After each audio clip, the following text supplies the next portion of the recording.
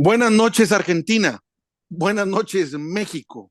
Desde Nuevo León, damos la bienvenida a todas y a todos que nos hacen favor de acompañarnos en esta nueva emisión de Latinidades.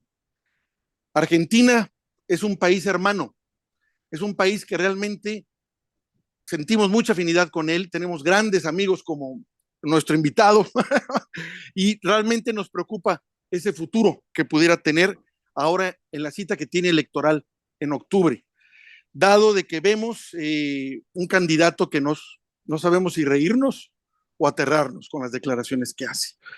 Nos interesa saber qué está pasando en Argentina y para eso convocamos a un hermano, a Daniel De Vita, el rapero del pueblo, Daniel De Vita, doble D, para que nos pueda dar él su impresión, que siempre es muy certera y muy completa, y para pensarse todo lo que nos dice. Ya no quiero decir más. Daniel, qué bueno que estás con nosotros. Muy buenas noches. Buenas noches, Héctor. Feliz de poder conversar con vos. Este es un espacio hermano que al mismo tiempo nos hermana. Lamentablemente, y se ha hecho una mala costumbre, quizás en los últimos tiempos, las noticias no son las más felices, pero sí, la verdad que es importante y sobre todo en este momento tan crítico, el apoyo de los hermanos latinoamericanos no se dan una idea lo profundo que llega y lo importante que es para nosotros. Lo sabemos, te digo, con otras personas en otras áreas de Argentina, por ejemplo, Juan Scioli, que es un presidente muy destacado allá de asociaciones de pequeñas empresas, Alampymes, que tiene una trayectoria histórica al lado de los Kirchner. Le hablé ahora para otra cosa y me dijo, Héctor, estoy ocupadísimo con lo de la campaña. Me dijo, estamos todos movilizados porque no podemos permitir que suceda lo que puede sucedernos. Así que no podemos dejar todo al aire, tenemos que entrar. Le dije, ok, nos hablamos después, no hay problema.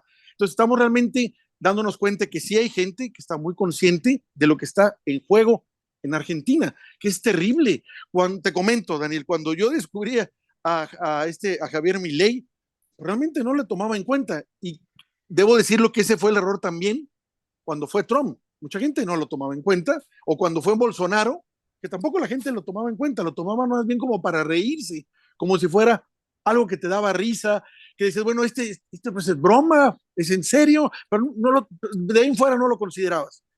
Pero ese zarpazo, por decirlo así, de ganar el 30% de las preferencias, ya dejó un dolor para decir qué pasa, qué es lo que ha pasado para que se llegue a ese extremo. Yo nunca he entendido cómo gente puede apoyar a la derecha cuando es la derecha precisamente la que los hunde y los precariza. Puedo entender que sí, que apoyen la derecha a los oligarcas, las clases altas, porque son las que siempre han lucrado con el Estado, pero no el pueblo en sí. Y por desgracia a veces pasa eso. No sé si, como ha sucedido en otras partes, esto pudiera decirlo de Argentina, que cuando un candidato de izquierda llega al poder y no cumple ni está a la altura de las expectativas del pueblo, este cae en una especie de enojo, a veces totalmente inconsciente, y de castigo se va al extremo, donde también lo van a victimizar a ellos, eso es evidente, pero se van a ese extremo de apoyar aparentemente a la derecha. Que esperamos que esto no se consume, no se pueda, no llegue a consumirse o lograrse allá en Argentina esta cita electoral del 23 de octubre que tienen allá. Héctor, querido, la verdad que, a ver, es tremendo cómo lo planteás. A mí me gustaría que podamos, de alguna manera, hacer un pequeño repasito de la historia reciente, porque de repente mucha gente empieza a descubrirlo y no lo puede creer. A nosotros también nos cuesta trabajo creerlo, pero me parece importante quizás hacer un repasito de cómo surge Javier Milei y sobre todo cómo surge la base social que termina votándolo, que me parece a mí que es lo más interesante y en lo que hay que reparar. Así que voy a tratar de ser lo más breve posible. Eh, Nosotros venimos de año 2019, una victoria contundente a nivel electoral con un frente muy, muy amplio. Se elige a Alberto Fernández como presidente y venía con algunas propuestas que son muy, pero muy claras. Algunos dicen, no, en ese momento no hubo programa, pero yo la verdad que no coincido para nada. Creo que el programa estaba muy claro, que era bajar el precio de la comida, subir los salarios, volver a reactivar todo el aparato industrial que Macri lo había despedazado. Y la gente estaba muy ilusionada, y vos fíjate, Héctor, que esto es muy importante.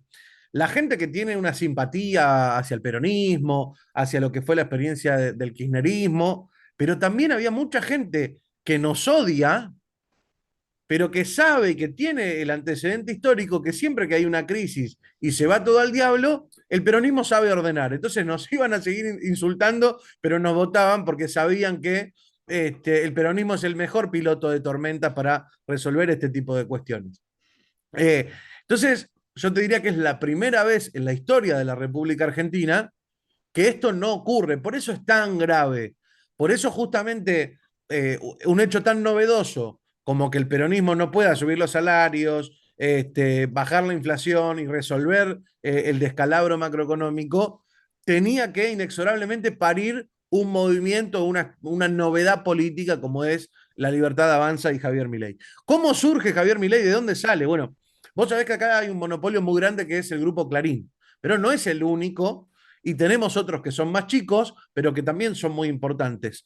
Acá en Argentina hay también otro multimedios que se llama Grupo América, y este Grupo América tiene tres popes, si queremos decirlo así, como los principales accionistas, gerentes, dueños: Daniel Vila, Manzano, que Manzano tiene una historia en los 90 como funcionario político que no está bueno recordar tampoco, y Eurnequian, que es un empresario que hace sendos negocios con el Estado. Por ejemplo, es el encargado de los aeropuertos, que los aeropuertos de Argentina, que con inversión estatal, pero con las empresas de este Eurnequian, se hicieron el aeropuerto que es uno de los más lindos de Latinoamérica. Entonces, Javier Milei era asesor financiero de este empresario Urnequian, que también a su vez es dueño o uno de los accionistas más grandes del canal América TV, Radio La Red y un montón de cuestiones que tiene este multimedio.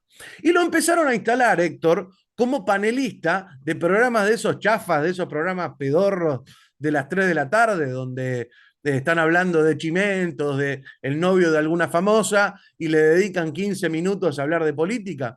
Y lo empezaron a instalar ahí a Javier Milei como un personaje grotesco de programejos de la tarde, y él iba y de repente decía: no, porque el problema acá es comunismo, el problema es que Macri es comunista, el problema es que todo para él se resolvía con que todos eran comunistas, que Macri era una basura, y empezó a escudriñar un término que fue muy utilizado por Podemos en España y por el movimiento Cinco Estrellas en Italia, que es la palabra casta, la casta política. Todo está mal por la casta política, porque siempre son los mismos, por las prebendas de los políticos. Mientras Macri nos endeudaba y hacía pedazos al Estado, él decía que el problema era que el Estado gasta mucho, como la receta de siempre, y con la novedad de esto de ser muy violento, incluso en esa época, cuando no era un político, sino simplemente era un payaso mediático, empujaba a sus compañeros de trabajo, les gritaba, los insultaba, tuvo juicios por decirle barbaridades a la gente, un tipo que no se podía contener. Ahora bien, Milei por un lado, y ahora voy a hacer confluir los dos caminos, pero Milei por un lado empezó a ser una figura interesante en televisión y de a poco empezaba a construir una comunidad en redes sociales. Pero por el otro lado, tenías la frustración del macrismo, la frustración en plena pandemia. En pandemia vos sabés que en Argentina se tomaron medidas de aislamiento que en un momento se prolongaron bastante, y esto empezó a generar un malestar muy grande, sobre todo los más jóvenes, que vos podés tener un mes, 2 meses a los adolescentes y jóvenes sin salir, sin verse, pero eso se empezó a extender en el tiempo y empezó a generar mucho malestar. Y se empezó a crear, por un lado, grupos negacionistas que decían que la pandemia no existe, que el virus es mentira. Algunos incluso se juntaban a hacer marchas y quemaban vacunas, quemaban barbijos, gritaban que todo era una confabulación. Por otro lado, algunos que sí creían en el virus y no eran negacionistas, pero decían: se terminó, que abran todo, que se muera, que se tiene que morir, pero queremos salir, no aguantamos más estar así. Y al mismo tiempo, grupos históricos anticomunistas, antiperonistas, anti-Estado, anti-todo, y empezaron a confluir. Al mismo tiempo, vos sabés que el movimiento feminista venía con un auge muy fuerte, y también se empezó a despertar una reacción al feminismo de gente que estaba en contra del feminismo, en contra de que se aplique el presupuesto del Estado. Entonces vos fíjate que los que estaban en contra del feminismo protestaban de que el Estado gastara dinero en políticas de género y Milei estaba planteando austeridad y libertad y la gente estaba enojada porque no podía salir. Entonces empezó a confluir una masa de gente que al principio no tenía nada en común, porque uno luchaba contra la Unión Soviética, otro no quería que lo pinchen, otro estaba en contra del feminismo, otro simplemente era medio macartista, pero se empezaron a retroalimentar. Apareció una comunidad de youtubers que empezaban de alguna manera a alimentar todo esto, y Milei de repente se dio cuenta de que pasó de ser un payaso mediático a una persona que tenía un séquito, que acá nos reíamos porque decíamos que eran todos mocosos, que todavía no habían tenido su primer encuentro con una señorita, porque y venían, viste, se generaban cuestiones donde de repente a las maestras en la escuela que estaban enseñando le decían: usted es una zurda empobrecedora, usted no sabe nada, usted nos tiene que enseñar que el capitalismo es lo mejor, situaciones así como insólitas, pero una cosa muy minoritaria.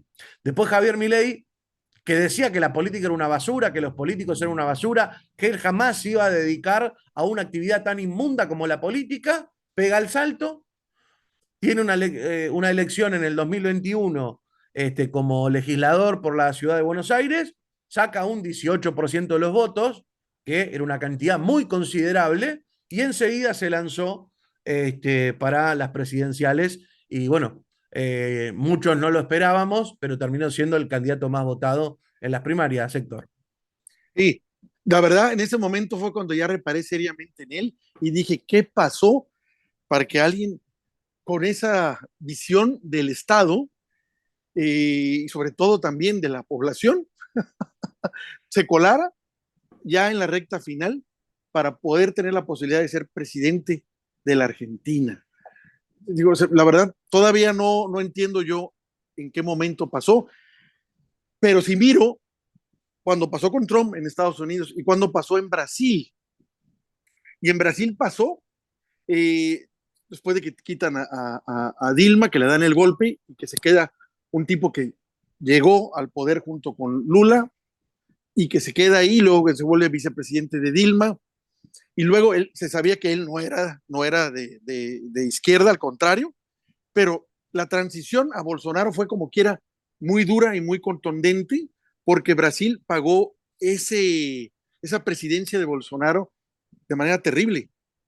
Lo más evidente fue el manejo tan pésimo y criminal de el COVID allá en Brasil, donde Bolsonaro, enemistándose y poniendo como enemigo a Maduro, fue precisamente el presidente de Venezuela, el pueblo de Venezuela les donaron vacunas porque no tenían, con esa generosidad que distingue a Venezuela, como también pudiera decir la misma generosidad que distingue a Cuba. De veras, eso es algo como algo inaudito. Y no solo las muertes que generó el no atender a su población, sino muchos rezagos que ocasionó y retrasos impresionantes, de modo tal que es claro que cuando Lula fue por primera vez presidente y la segunda vez en su periodo, se encontró un Brasil que nada tiene que ver con el que le tocó ahora, después de que estuvo Bolsonaro. O sea, la regresión fue mucho más grave y prácticamente en bancarrota, así le dejaría en Brasil. Bueno, algo parecido, tengo de veras miedo que pueda pasar en Argentina con un tipo tan zafado, diría yo, tan enloquecido, que la verdad todavía no sé cómo poderlo clasificar, en el sentido de que no sé si me da risa lo que dice, y sobre no nomás lo que dice, cómo lo dice, o si realmente estoy ante alguien que realmente descubrió una nueva forma de hacer política, de llegando a ese extremo. Sabemos bien que los extremistas siempre han tenido un lugar en cualquier sociedad.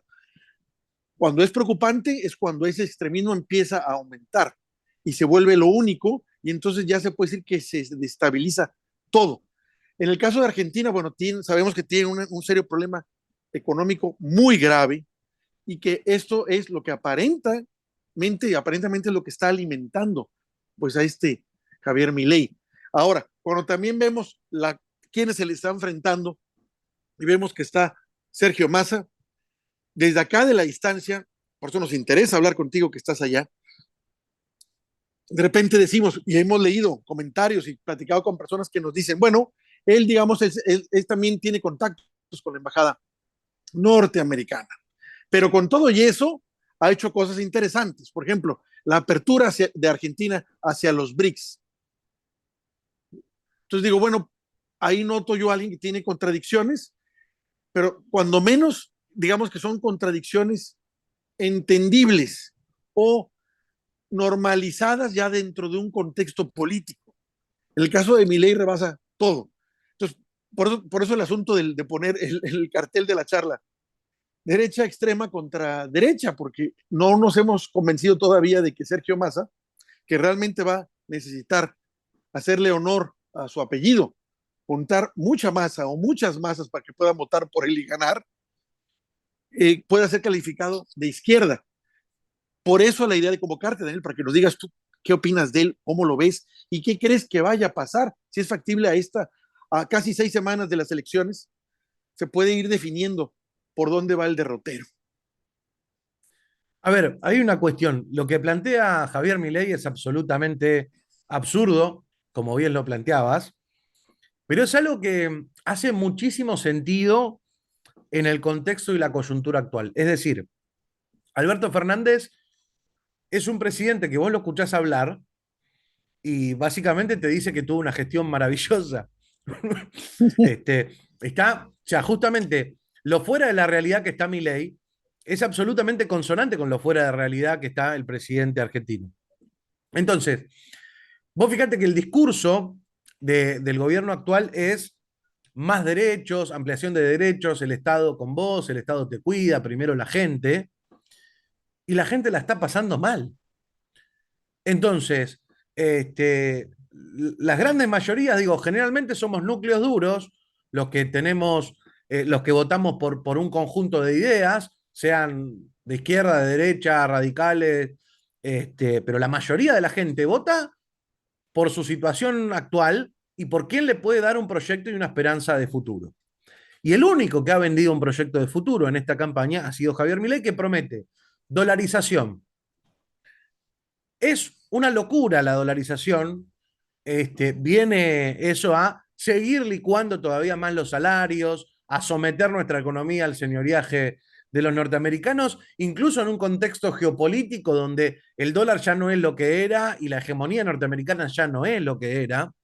Pero claro, los argentinos se desesperan, Héctor, los argentinos que pueden llegar a guardarse algo y no se gastan todo el dinero en comida, todo el resto de dinero que les queda del mes, de lo que ganan, que no se gastan en comida o comprándose un zapato o una remera, enseguida van y compran dólares y los esconden abajo de la almohada, porque la inflación es tan desesperante que si vos te guardas eso, a los 2 o 3 meses puede valer la mitad. Entonces, se generó este proceso a raíz del endeudamiento de Macri, por supuesto, donde la gente está desesperada por el dólar. Y en un contexto donde la gente está desesperada por conseguir dólares, viene un tipo y te promete dolarizar toda la economía, terminar con la inflación. Y te dice, la justicia social es un robo.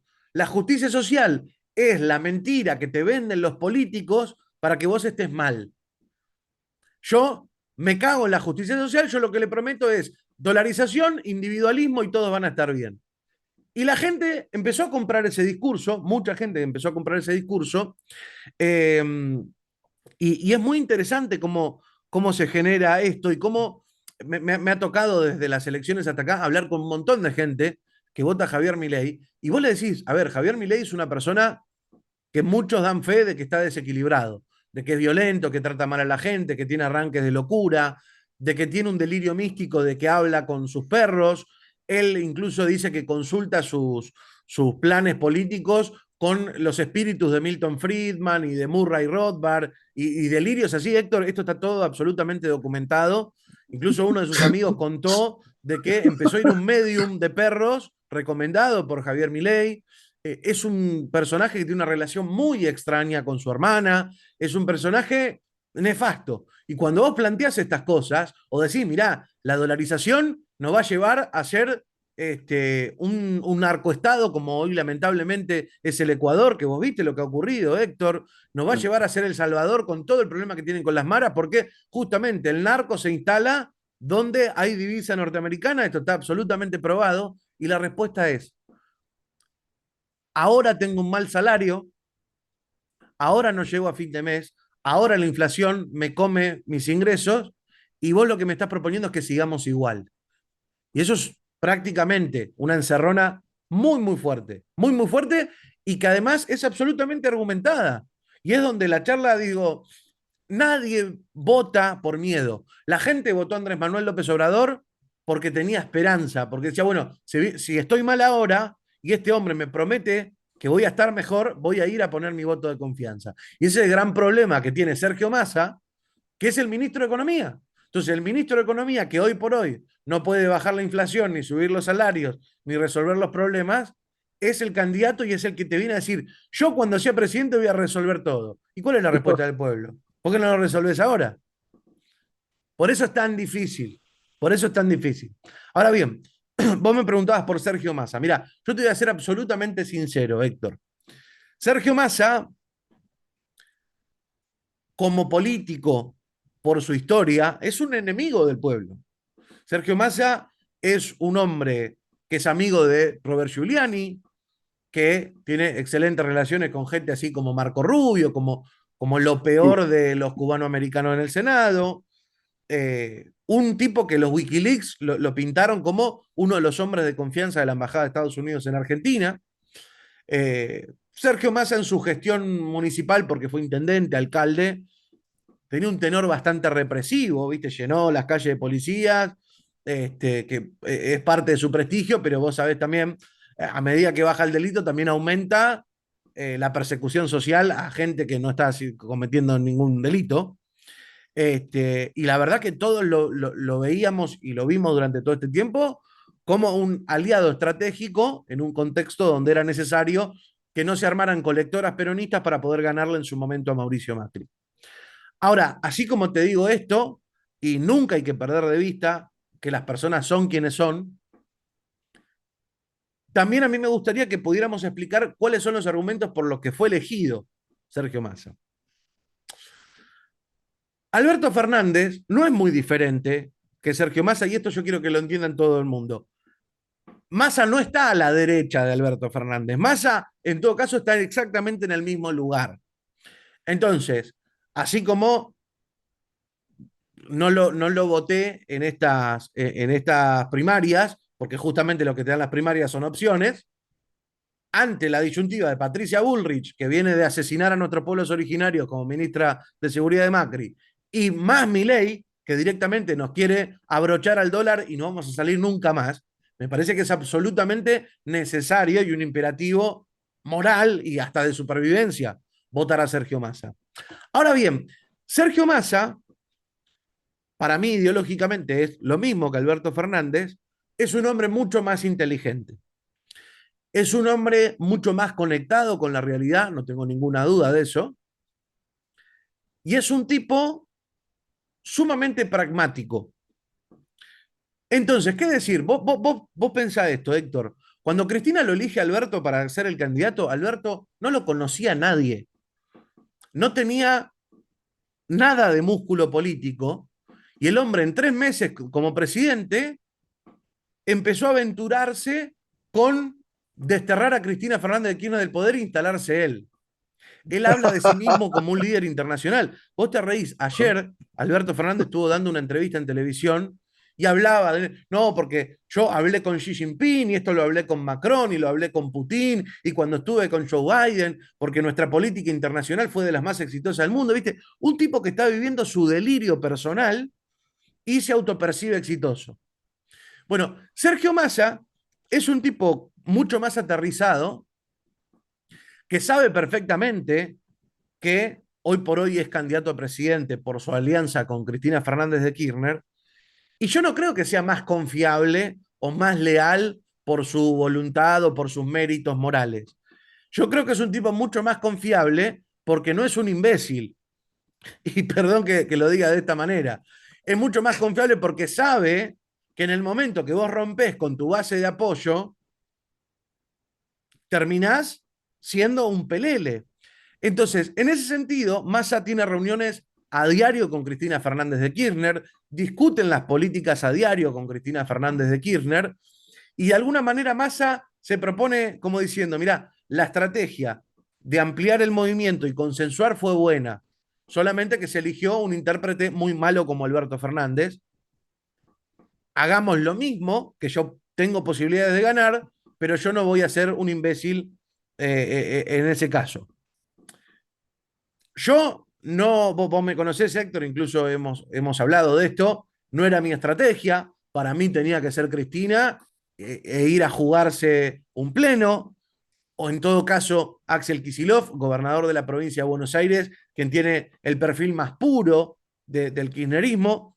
La cosa es que se decidió que no, hoy ya es una discusión vieja y tenemos a un loco que nos quiere dolarizar y legalizar barbaridades. Bueno, hoy por hoy las cosas ya están decididas. ¿Puede llegar a salir bien o mejor que Alberto Fernández, Sergio Massa? Yo estoy convencido que sí. Insisto, no porque sea más confiable ni porque nos caiga mejor, porque es más inteligente y un tipo que ha demostrado tener capacidad de diálogo y entender que si la gente te odia, no podés gobernar un país. En ese sentido, vos fijate que Massa, teniendo todo este historial del que hablamos, que vos mismo lo mencionaste, de la embajada, de sus amigotes, etcétera, etcétera, entra a los BRICS, le paga al Fondo Monetario Internacional con yuanes, aplicando el swap que tiene Argentina con China. Eh, Públicamente pide disculpas al pueblo argentino porque el frente de todos que él integra no supo resolverle los problemas.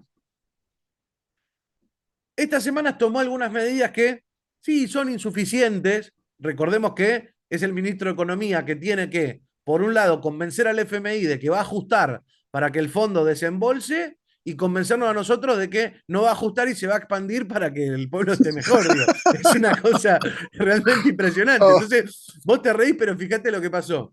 Después de la elección, el día siguiente devalúa un 20% para que el fondo le desembolse. Y cuando el fondo le desembolsa, aplica un bono para trabajadores y jubilados. Entonces, ajusta y expande el gasto, ajusta y expande el gasto, ¿viste? Es realmente, insisto, no nos genera ninguna simpatía, pero realmente está en un momento muy difícil.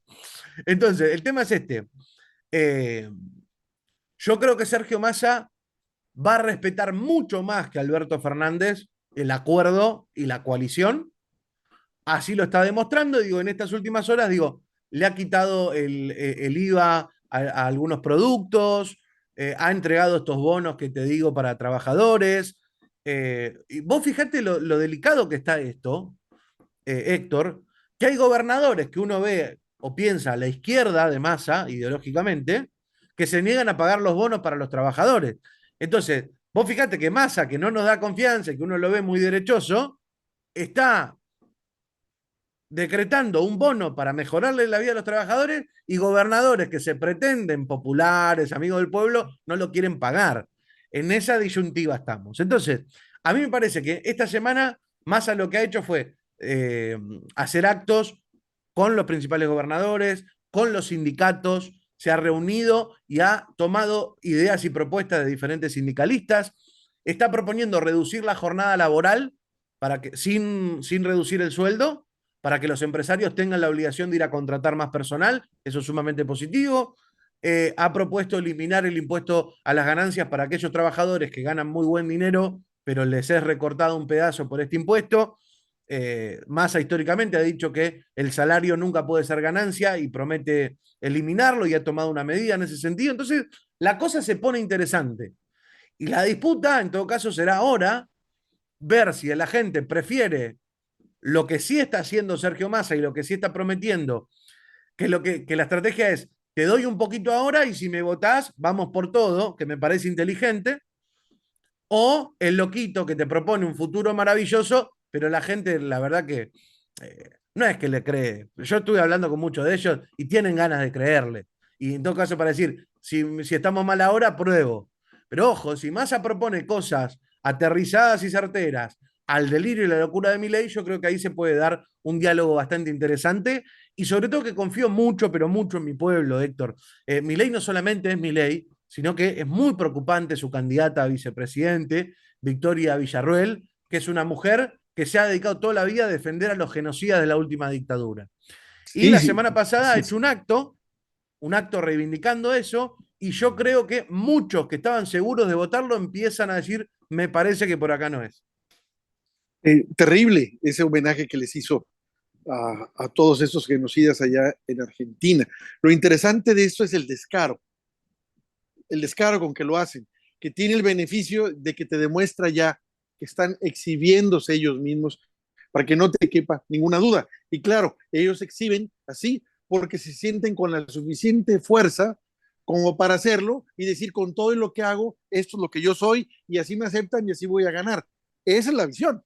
Pero desde afuera dices, mira, ya lo sospechaba, ya lo veía y ahora es una exhibición total. Para la gente que está consciente de esto, es un repelente. Es decir, ¿cómo puede alguien rendir homenaje a todos estos criminales, a todas las torturas que hicieron, a todos los desaparecidos que hicieron en Argentina, a todos estos niños que arrebataron de sus padres originales y los dieron en adopción, a todos esos vuelos de la muerte?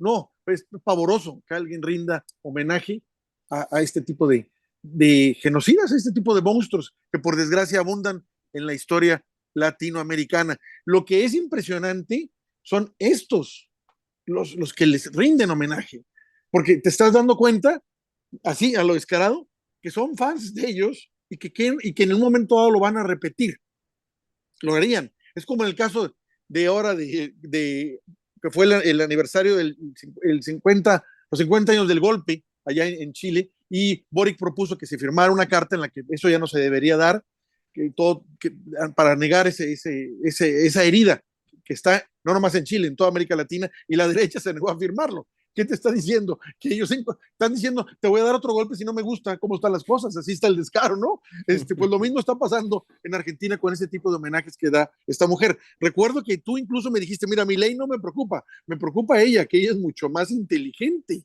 Entonces, qué complicada está la situación en Argentina.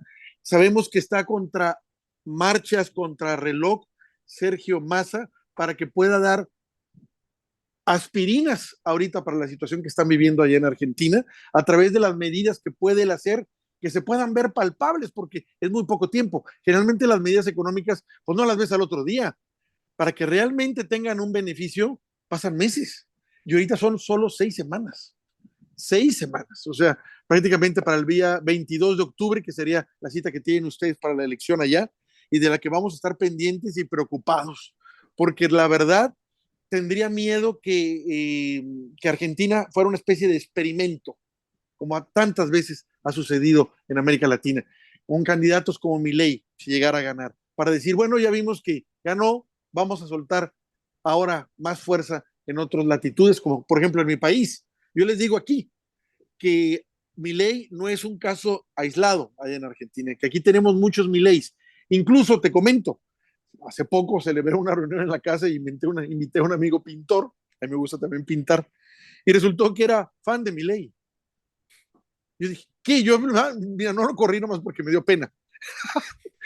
Me dice, ¿cómo que tú? Me dice, sí, es buenísimo. Dice, nadie le gana un debate. ¿Quién le gana a un debate? Yo estaba impresionado que alguien desde aquí, desde Monterrey, Nuevo León, estuviera siguiendo y admirando a un tipo así, que reconociera que se le fuera, no, es que mi ley va a ganar. Dice, pero no puede ser, yo pensé que eso era un problema, a lo mejor nomás muy focalizado. No, mi ley yo creo que hay en todas partes en América Latina y que se pueden activar perfectamente y pueden tener así una erupción violenta, como fue el caso de él ahora que está postulado a la presidencia por su partido, cuando nadie se lo esperaba. No quisiera que eso fuera como en algún momento dado hubo un famoso libro ahí de una persona que se apellida Taleb, que el famoso cisne negro, dice, que sucede lo que menos espera la gente. Digo, esperaría que con mi ley no fuera así, porque yo creo que ha hecho tantas y dicho tantas cosas que ya la gente ya sabe a qué le tira. Entonces aquí no habría sorpresa con mi ley. Yo creo que este señor lo que dice lo va a hacer, tal cual. Es la impresión que tengo. Y sobre todo cuando él dice de que va a dolarizar la economía argentina, digo, ¿por qué cree que esa es la salvación de Argentina? Es lo peor que puede hacer. Perder ya la soberanía monetaria, perder los márgenes de maniobra que puede tener un gobierno a través de sus sistemas financieros, a través del ministro de Economía, para simplemente poder jugar con su moneda y saber cómo revaluarla o desvalorizarla según les convenga, o incluso porque no tienen de otra, es muy diferente a estar sometidos a la economía de la moneda, al imperio del estadounidense a través de la dolarización, sobre todo, como bien dices tú, sabiendo que esa dolarización ya está seriamente cuestionada y que es cuestión de unos años más que empecemos a ver el declive de la moneda norteamericana. No creo que se deje de usar, pero simplemente va a dejar de ser la única y ya eso es ganancia para el resto de los pueblos. Si los BRICS la dejan afuera, al rato se va a ver que el principal movimiento de comercio va a ser con otra moneda a nivel mundial, sino ya no va a ser con el dólar, y es lo que esperaríamos. En tu idea, que vamos, en la visión que tú tienes allá, Daniel, en todo este tiempo y faltando 6 semanas, en base a las encuestas, en base a lo que te dice la gente en la calle, lo que oyes tú cuando vas a un restaurante, cuando vas a una tienda, cuando si te subes a un taxi, ¿qué escuchas? ¿Quién crees que gane? A ver, hay una cuestión muy interesante, me quedé con lo que me contaste de este pintor que te dijo nadie le gana un debate. Hay que reconocerle algo muy importante que hicieron. Mirá, Milei era un economista derechoso clásico y, y tuvo un encuentro y se hizo muy amigo de otro economista que se llama Diego Giacomini, que Diego Giacomini es un anarcocapitalista, que el anarcocapitalismo es muy interesante porque ellos defienden la propiedad privada a ultranza, pero también maman de el liberalismo social, del liberalismo en todos los sentidos, ¿no? Entonces son sumamente liberales en su forma de vivir, en su forma de pensar y también en lo económico. Que Milei no es así, Milei es un conservador fascista y liberal en lo económico. Ahora, este hombre, que fue su mejor amigo durante muchos años, que lo metió en el anarcocapitalismo, hoy por hoy lo desprecia. Dice Ah. que le han llegado al precio, que lo compraron, que justamente alguien que se define anarquista nunca puede ser candidato a presidente, ¿no? Digo, es medio lógico. Entonces lo considera como un traidor a la ideología y que se terminó imponiendo en Milei su origen conservador más que el abrazo al anarcocapitalismo, etcétera, etcétera. Ahora bien, algo maravilloso que han hecho los dos en su momento es instaurar una nueva forma de debatir. Me quedé con esto que te dijo de que Sí, nadie le gana un debate. Bueno, no estábamos preparados, naturalmente, porque no ocurría, para discutir lo obvio, Héctor, para discutir que el agua moja. Y es muy interesante cuando vos vas a un debate, ¿no? Entonces yo te digo, Héctor, eh, ¿vos sabías que la gente no tiene que tomar agua? Y vos te quedás como diciendo, ¿cómo la gente no va a tener que tomar agua? No, y de repente te empieza a atacar con argumentos un poco descabellados y con alguna cosa de lógica. Por ejemplo, agarra un informe sobre una persona que tomó más de 3 litros de agua un día y murió, ¿no? Y vos estás a favor de tomar agua. ¿No viste que murió tal persona? Y claro, vos que estás acostumbrado a tener discusiones dentro de unos cánones, Milei vino a romper todo eso. Entonces iba a los canales de televisión a plantear de que, por ejemplo, eh, por el bien de todos, primero los pobres, como dice López Obrador, no, todo lo contrario. Tenemos que ser más egoístas y tenemos que hacer que el empresario gane más dinero. Bueno, hace poco mirá lo que dijo. Dijo que hay que dejar que las empresas contaminen los ríos y los mares porque cuando toda el agua esté contaminada, se va a volver un bien de mercado y va a haber empresas que van a tener incentivos capitalistas para ir a sanear esa agua y ya nadie más va a contaminar. Entonces, que en lugar del Estado reprimir al que contamina, hay que dejarlo porque solo la mano invisible también va a hacer que se potabilice de vuelta el agua. Es una locura, Héctor.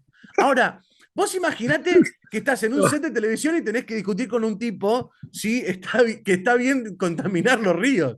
Entonces digo, fue tan absurdo y nos agarró tan de sorpresa que siempre es cierto lo que te dice tu amigo. Descoloca tanto a la persona que le está hablando, que utiliza herramientas que tienen cierta lógica, que parece que gana los debates.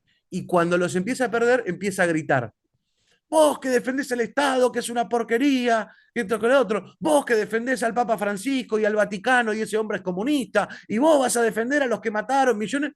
Claro, empieza a gritar como un loco y ahí se termina el debate.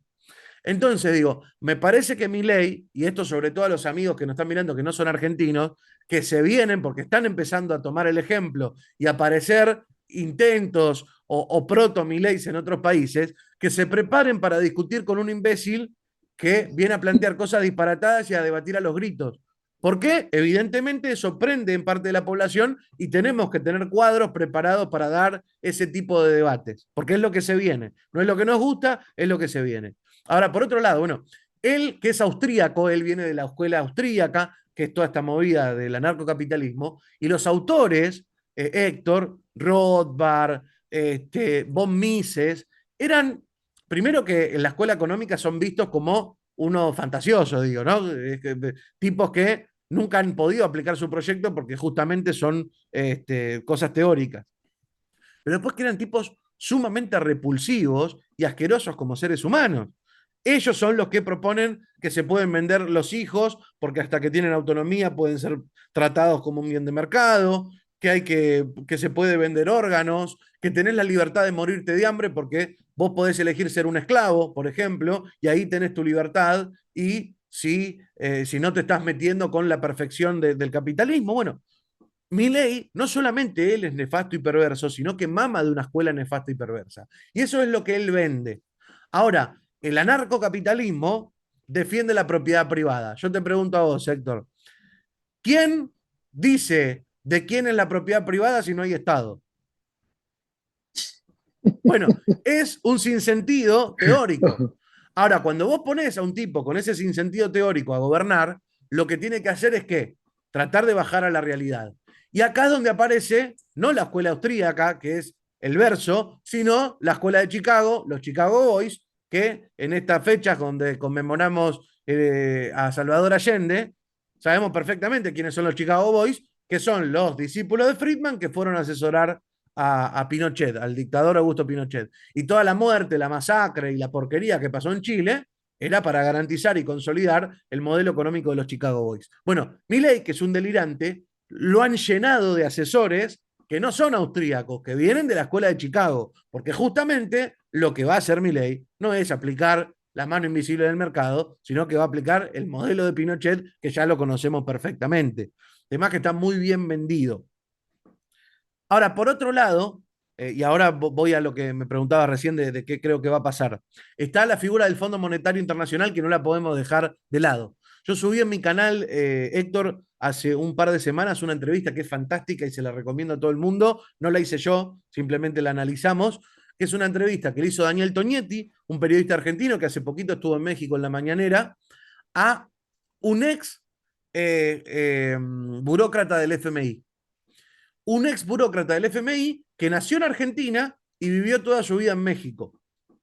Un tipo de lo más nefasto, pero con el mérito de animarse a decir barbaridades y defenderlas públicamente, ¿no? Esa entrevista hay que verla porque pinta perfecto cómo piensan los burócratas del Fondo Monetario Internacional. Entonces decía, a ver, la Argentina se tiene que dar cuenta que no tiene opción.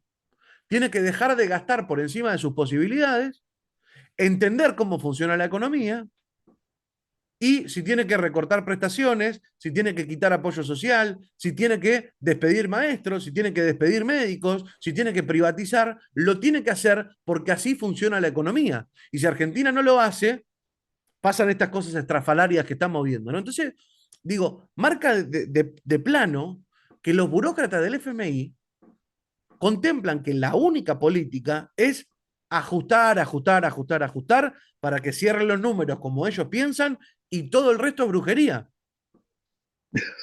En esa posición lo ponen a Sergio Massa y vos fíjate lo que hicieron estos desgraciados.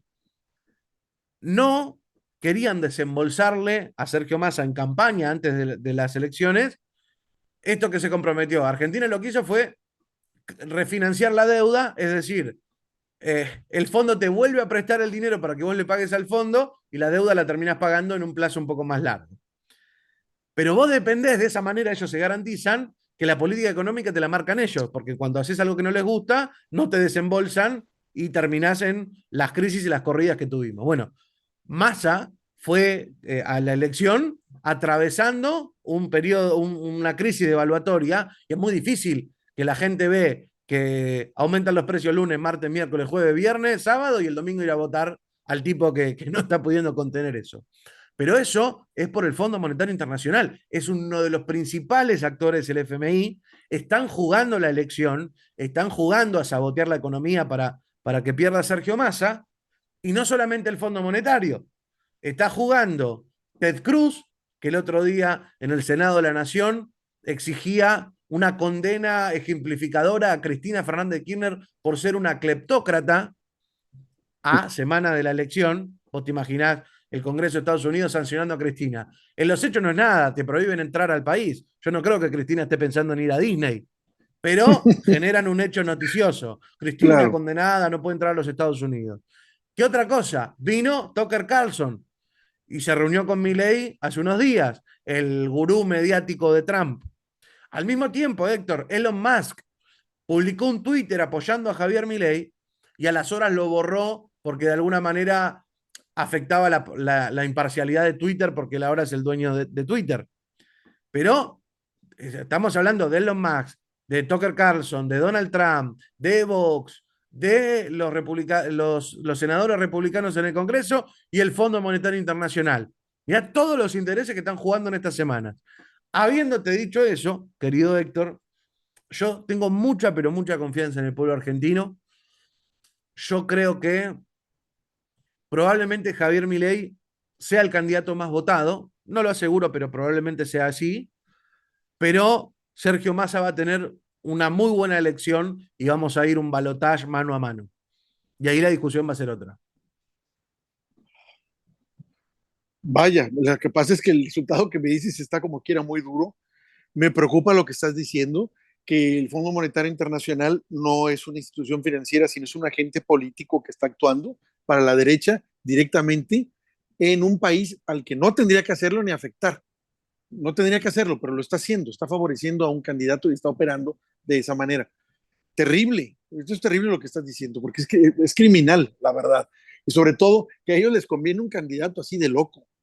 Para lo que estabas hablando ahorita hace un momento de la entrevista que hizo este argentino que vino a la mañanera y se entrevistó con un burócrata del Fondo Monetario, lo más te faltó decir lo que ellos en el trasfondo lo que dicen. Tenemos que ajustar lo que se tiene que ajustar. Y lo que le falta, lo que siempre el trasfondo es, y si se tienen que morir de hambre, pues que se mueran de hambre, es lo único, porque ese es el trasfondo de lo que siempre están diciendo. Si alguien se va a morir, pues que se muera, si no tienen que comer, pues ni modo, y si alguien se tiene que morir, pues que se muera, pero lo que importante es cumplir con el ajuste para que los demás y la mayoría puedan salir, según esto la mayoría, bien, porque primero es la imposición económica, primero es la economía a la que uno sirve y es al revés. La economía está para servirnos a nosotros, no nosotros a ellos. Y así como lo estás manejando, claramente así es nosotros servimos a la economía porque así están las reglas. ¿Pero quién pone esas reglas?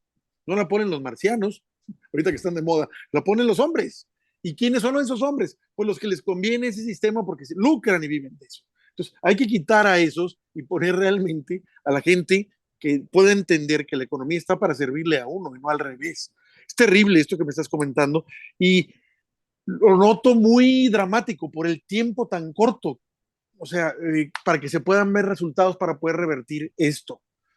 Ojalá, vamos, si no gana mi ley, bueno, si la gente se da cuenta y gana Massa, entiendo también que es de la derecha. Pero entendemos que teniendo él una visión mucho más aterrizada, obviamente, que Milei y que incluso que Fernández, de alguna forma tiene que maniobrar para que el pueblo pueda tener ciertos beneficios. En ese sentido, Héctor, te quiero agregar un pequeño paréntesis. Hay dos cosas que, insisto, no hay que darle un cheque en blanco a nadie, hay que apuntalar a todos. Pero, primero, ¿por qué tanto interés, pero tanto interés desde Estados Unidos, de la política norteamericana, de este tipo de empresarios y del Fondo Monetario Internacional en que no gane Massa? No te digo que va a ser una revolución, pero si esta gente está tan interesada en que no gane, a mí me da cierta tranquilidad, Y por otro lado, hay una cuestión que es clave y que es muy difícil, esto también lo quiero dejar planteado. Nadie o muy pocas veces en la historia ha pasado de que alguien gane una elección porque el otro es peor. Y acá viene el gran desafío. Y es un desafío que incluso nos interpela moralmente. Decir todo lo malo que es Milei es una parte de la campaña. Pero si no decimos que Massa es bueno, va a ser muy difícil que alguien vaya a votarlo. Muy difícil. Entonces acá viene una etapa donde tenemos que pensar cómo vamos a hacer, sin mentir y sin ser hipócrita, de manera frontal y directa, cómo no mentir sobre Massa, cómo no vender un Massa inexistente, pero al mismo tiempo ponderarlo de la manera suficiente donde la gente diga, bueno, ok, mi ley es malo, ¿y a dónde voy? Voy acá. Y ahí es donde está el mayor desafío. Por eso Massa se está metiendo con los sindicatos, se está tirando estas propuestas, se está mostrando cercano a la gente, en los actos se está caminando, empieza a abrazar a la gente, porque Massa siempre fue un político más de palacio. Yo creo que el gran desafío en estas semanas que nos quedan es, Héctor, cómo podemos decirle a nuestros compatriotas que Massa no solo no es tan malo como Milei, sino que es bueno. Y ahí va a estar la clave entre la diferencia entre ganar y perder. Yo no conozco a nadie que haya ganado una elección por ser menos malo que el otro. Por lo menos desde el discurso. Bueno, aquí en mi país sí, ¿eh? Por años fue así, escoger el menos peor. Yo incluso decía Pero que, no, pero en campaña no te lo decían así. no, Votame a mí que voy a robar un poco menos que el otro. No, no lo decía. bueno, sí hubo un candidato así que se religió y dijo, yo robo poquito. No, imagínate. Pero me refiero que yo incluso llegaba a decir que siempre había, durante mucho tiempo se escogió el candidato menos peor, ¿no? Pero dije, pero ya pasamos otra etapa, ahora tenemos que escoger entre el horroroso y el patético. Y hay quien tiene las dos cosas. Entonces ya, ese es el nivel en el que estamos. Pero ese nivel, te voy a comentar, se rompió cuando quedó el presidente López Obrador. La vez pasada también se pudo haber roto, nos hicieron fraude y en el 2006 también. Hasta ahora quedó formalmente ese hechizo roto. Hay candidatos que son indudablemente mejores por su trayectoria y lo ves, bueno, te mostré un video que vamos, pasó hace unas horas aquí en Monterrey, ahorita antes de que empezara la charla, y tú ves ahí la espontaneidad de cómo reciben a un presidente que la gente quiere. ¿Y por qué lo quiere? Porque saben que está con ellos, punto, no hay más, que gobierna para ellos. La gente no le cabe duda de esto, porque, vamos, cuando venía Peña Nieto, aparte que estaba aislado por el Estado Mayor Presidencial y que no podías acercarte ni nada, no faltaba quien le diera mentadas de madre porque se los merecía este señor, ¿no?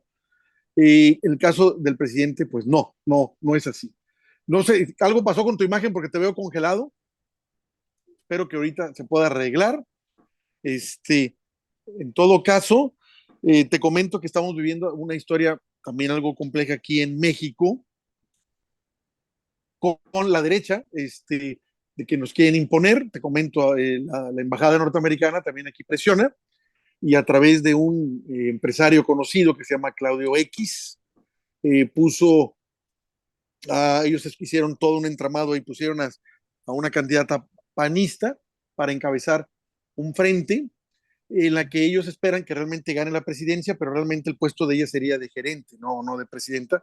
Y contra ella está la esperanza, que sería la transformación de este país, poderla llevar a cabo todavía de manera más profunda, poderla continuar, que es la propuesta de Claudia Sheinbaum, y es lo que estamos viendo ahorita.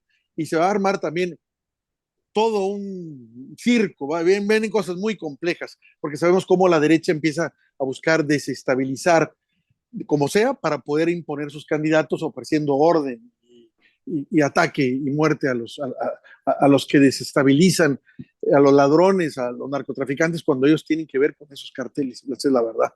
Yo espero que en el caso de Argentina, hace tanto tiempo que no escucho buenas noticias de Argentina. Pero cómo me gustaría escuchar algo bueno, así como lo escuchaba cuando estaba Néstor o cuando estaba Cristina. Se extraña América Latina eso. Lo extrañamos. Nos duele porque incluso me han dicho amigos argentinos, me dicen, no sabemos que si esto que pasó con Macri y que de alguna forma no lo arregló Fernández, sino que aceleró al aceptar un préstamo para pagar el otro préstamo.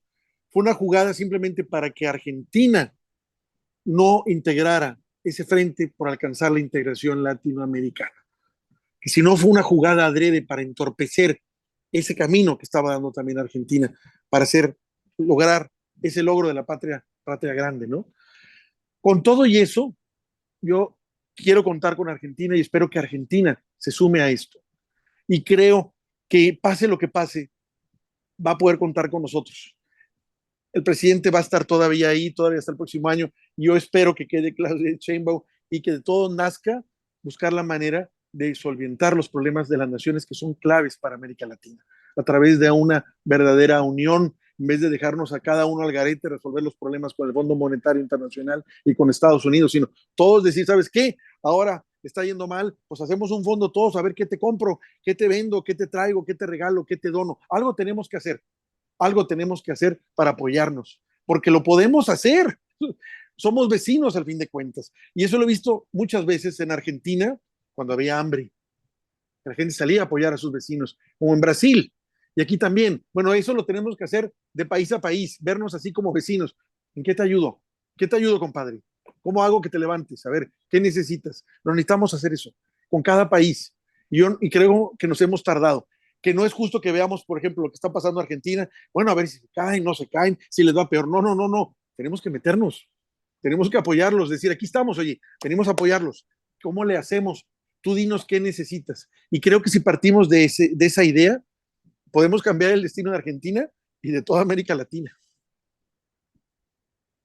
Héctor, hay algo que me parece clave de esto que estás planteando y que me gustaría comentarlo desde la experiencia de otros proyectos que creo que México tiene que en este momento mirar, pero más que nunca, que es el momento, ahora es el momento de Latinoamérica, así como durante estos años eh, México ocupó un lugar central y todos estábamos deslumbrados con el movimiento en redes sociales, con la mañanera, con marcar la agenda, con el liderazgo de Andrés Manuel y todo el trabajo que ha hecho dentro de México y también fuera de México.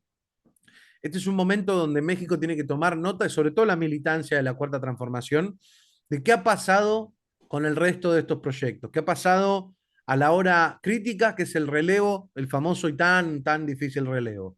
Tenemos ejemplos que han salido horribles, qué sé yo, creo que Ecuador es un paradigma muy grande de eso, pero otros procesos como por ejemplo el argentino en 2015, el candidato fue Daniel Scioli y había mucha gente que estaba contenta con que el candidato sea Daniel Scioli y mucha gente que estaba muy enojada.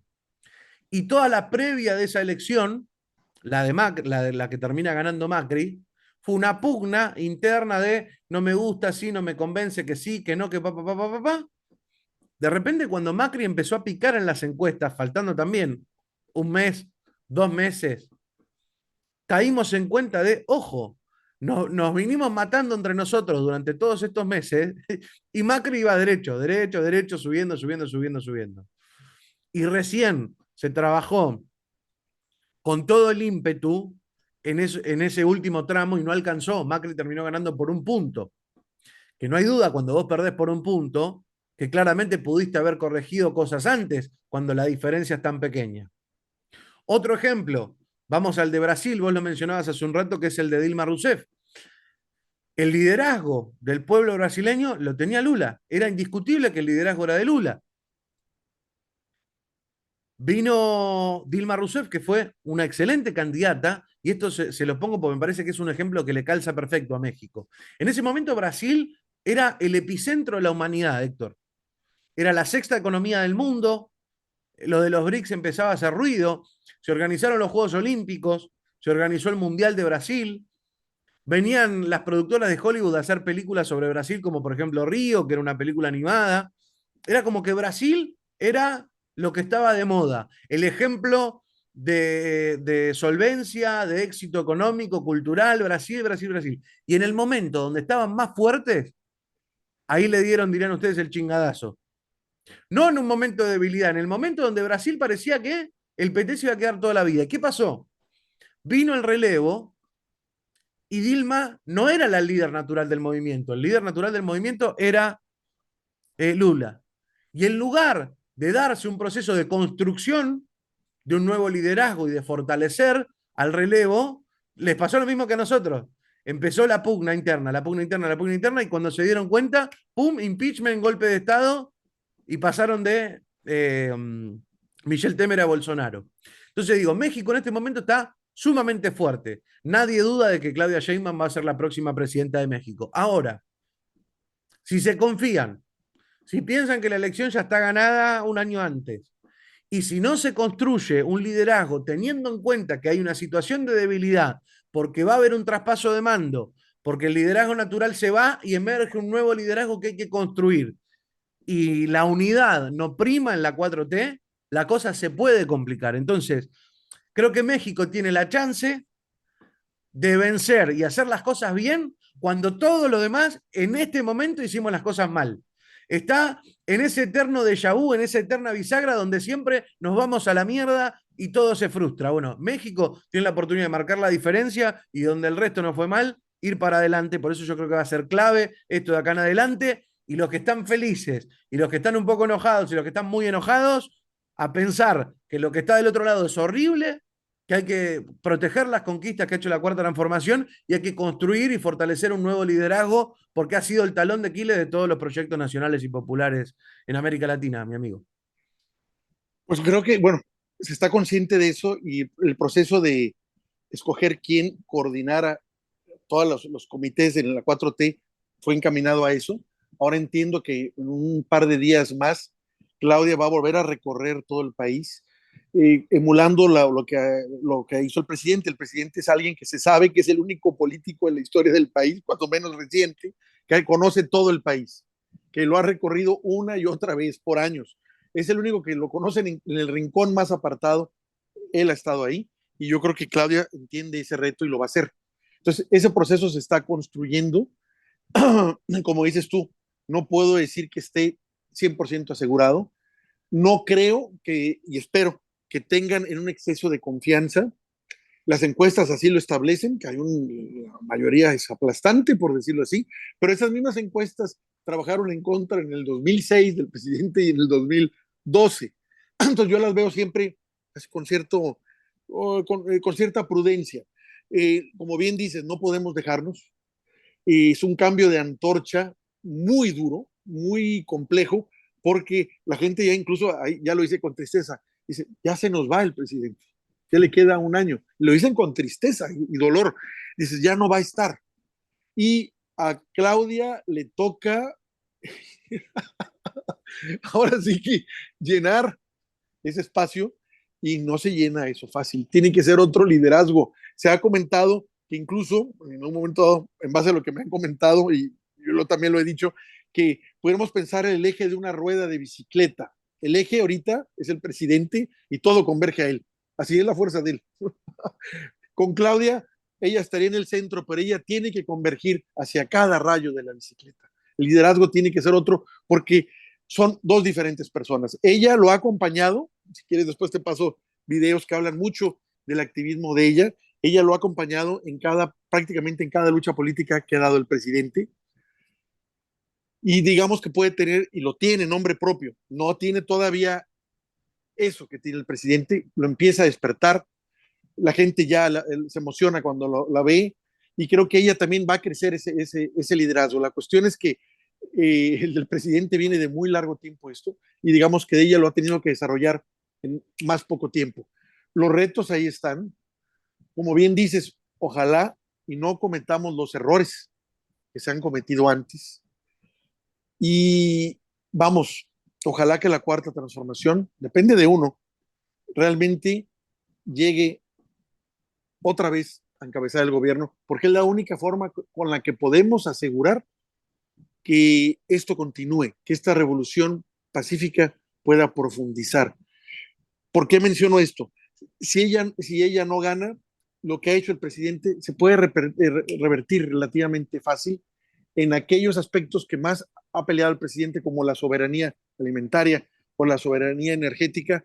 Hubo reformas que no se pudieron llevar a cabo simplemente porque el presidente no tenía mayoría constitucional. Entonces, Por eso digamos, no solo es ganar, sino que tiene que ganar fortalecida, con un exacto, respaldo importante. exacto. Mira, si tú me preguntas a mí, yo te digo, ella creo que gana. Aquí la idea es pelear la mayoría constitucional para entonces llevar a ese término, o sea, el término constitucional, reformas que quedaron pendientes, porque el presidente ya no pudo hacerlas, como la Totalmente. reforma fiscal es una. Te pongo, hay varias que quedaron pendientes y dice uno, ¿por qué no las hizo el presidente? Porque no podía. Abrió tantos frentes que no podía abrumarse abriendo más. No podía, entonces va a heredar eso. Por ejemplo, la reforma del partido judicial, que ese partido se tiene que acabar y tiene que ir para afuera. Ya lo mencionó, espera que se haga ahora en el próximo sexenio. Ya no lo puede hacer él, ya no pudo. En mi opinión, él sí podía hacerla y dar la batalla. Por alguna razón no quiso, por alguna razón no pudo. Él solo dijo, tiene que hacerse esto el próximo sexenio. ¿Por qué? Pienso yo, porque eran demasiados frentes lo que está peleando él. Y son muchos y muy abrumadores. Y acuérdate, somos la primera trinchera frente al imperio. Yo los tengo aquí a 1 hora y media. Absolutamente, Entonces aquí absolutamente. la infiltración es diaria. Nada que Le estemos perdidos por allá. comentaba, le comentaba a Héctor, incluso amigos mexicanos que apoyan al presidente, que no estaban convencidos. Digo, la mejor manera que van a tener para criticar a Claudia es votarla y que gane por una cantidad aplastante de votos para que después puedan ir y exigirle.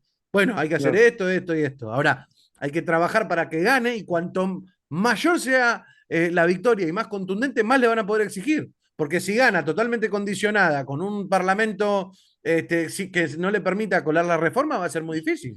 Claro, no, no va a poder gobernar. Y vamos, si es así, va a estar todavía en el poder el partido judicial y entre el Absolutamente. Congreso que no controla y el partido judicial no gobernaría. Nos destrozan. Entonces, el reto es ganar la mayoría parlamentaria en el Congreso, entre senadores y diputados, para entonces poder dar las reformas estructurales en el país y sobre todo ir saneando ese poder podrido que tenemos como partido judicial. Daniel, ya no te quiero quitar más tiempo, ya son ya las 12 de la noche, ya en Argentina. Te agradezco de veras, como siempre, hermano, todas las veces que te he convocado. No hay una vez que me hayas dicho que no puedes. Siempre has podido y eso es algo de veras que te lo agradezco mucho. Nos hiciste también nos diste un gusto enorme.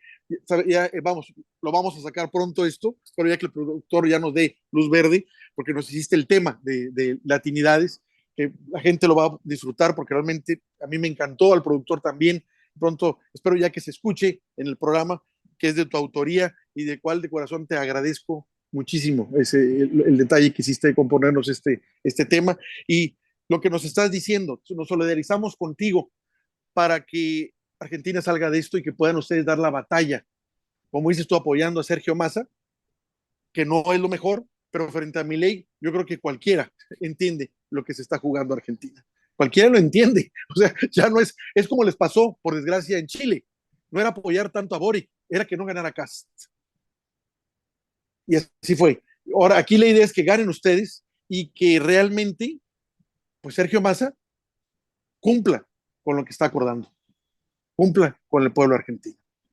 Te dejo para que nos despidas, por favor, porque ya me da pena contigo, ya quitamos más de 1 hora. Eso va a depender, como todo, del pueblo.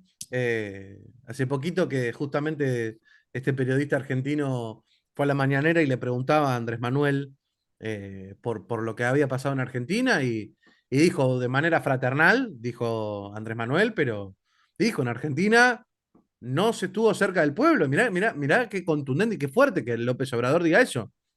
En Argentina el gobierno no estuvo cerca del pueblo y tiene toda la razón del mundo y fue una de las claves. Y dijo pueblo una vez, pueblo dos veces, empezó a cantar ahí en la mañanera. Pueblo, pueblo, pueblo. Vos imaginate qué duro. A Alberto Fernández no, porque no le importa nada, ¿no? Pero imagínate si realmente tenés un compromiso que un mandatario tan importante como López Obrador, que te ayudó durante toda tu gestión, Y te cada vez tenga que que, lo can- te, pediste, te y que tenga cada que vez que lo cantar pediste. pueblo, pueblo, pueblo. O sea, una cosa tan sencilla pero tan profunda. Entonces, del pueblo va a depender esto, del pueblo va a depender dar esta batalla y del pueblo va a depender después exigir a Sergio Massa para que cumpla, porque también hubo un proceso de quietud, de silencio, de obturación del debate. Bueno, vos lo habrás escuchado porque lo hemos conversado muchas veces, Héctor. Eh, no había mucha gente que te dijera las cosas que te decía yo sobre este gobierno al principio.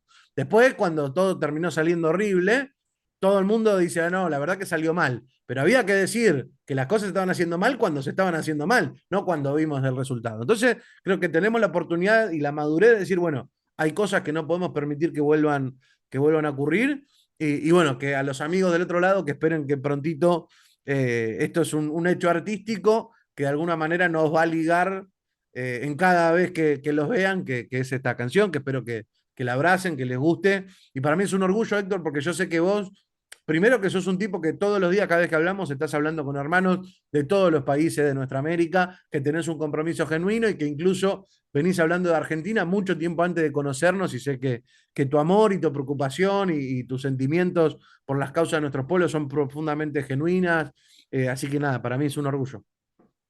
No, te lo agradezco, te quería comentar porque me dijo el productor, coméntale, hemos hablado con más de 36 países ya y espero yo antes de que termine el año, nos vamos despacio, en poder decir que ya hablamos ahora sí con toda América Latina y el Caribe, Vamos todavía. con toda la gente de izquierda del Caribe, que nadie los escucha, nadie los toma en cuenta, de San Vicente y las Granadinas, de Guyana, de Jamaica, de Trinidad y Tobago, hemos ido hablando. Yo creo que para noviembre debemos ya acabar ya hablando con todos, porque la izquierda de allá también es muy importante, pero no la conocemos. Tenemos que acercar el continente al Caribe y el Caribe al continente y rescatar todas esas voces de izquierda que allá están, que porque no las veamos no significa que no existen y tienen el nivel y la estatura, muchos de ellos, de los de acá, pero no lo sabemos. Tienen un nivel enorme de izquierda, un nivel de conciencia muy grande, pero están en el Caribe, entonces tenemos que acercar, porque el Caribe también es Latinoamérica. Entonces, pronto vamos a poder decir, ya hablamos con toda América Latina y el Caribe, pronto, ya te lo diremos y yo de veras te quiero agradecer ese regalo, a nombre también de Eduardo Penagos, que nos hiciste con esa canción de Latinidades, que la verdad me llegó mucho, me encantó, y te lo agradezco. Yo no tengo más que palabras que decirte eso y también por este espacio que nos das. Vamos luego a abusar luego de ti, te vamos a molestar para que nos des tú cómo ven las cosas, qué pasó siempre en Argentina y pase lo que pase, quien quede, que ojalá quede Sergio Massa, ¿qué crees que continúe? ¿No? Porque ese siguiente el paso, bueno, ya llegó, ahora que sigue, ahora que sigue. Realmente queremos que Argentina demuestre que sí pueden depositar en la basura a aquellos políticos que realmente son una amenaza. Eso es lo que esperaríamos, que dijeran, esto no, ya lo vimos ya vimos, ya conocimos a Bolsonaro, ya vimos lo que pasó con Trump, ya vimos que si sucede una epidemia fuerte otra vez, si está Milei ahí, lo que le va a pasar al pueblo argentino. Pues más veamos lo que pasó con Trump y lo que pasó con Bolsonaro, cuántos muertos hubo ahí. Si te fijas, ya haces la estadística, donde más hubo muertes fue prácticamente en los gobiernos de derecha que no apreciaban la salud pública. Y específicamente también fueron afectados aquellos que no tenían salud pública porque los gobiernos anteriores que eran de derecha, se la destruyeron y como izquierdistas batallaron para poderlo construir. Pero México, cuando menos, salió adelante. Yo espero que Argentina aprenda de sus hermanos para poder decir, ¿sabes qué? Esta coyuntura, pues no, está muy clara y no me voy a suicidar con un candidato. Que tengan muy buenas noches. Me da pena, ya son las 12 de la noche. Cuídate, que descanses y nos vemos pronto, Daniel. Te mando un abrazo, hermano. Abrazo enorme. Gracias.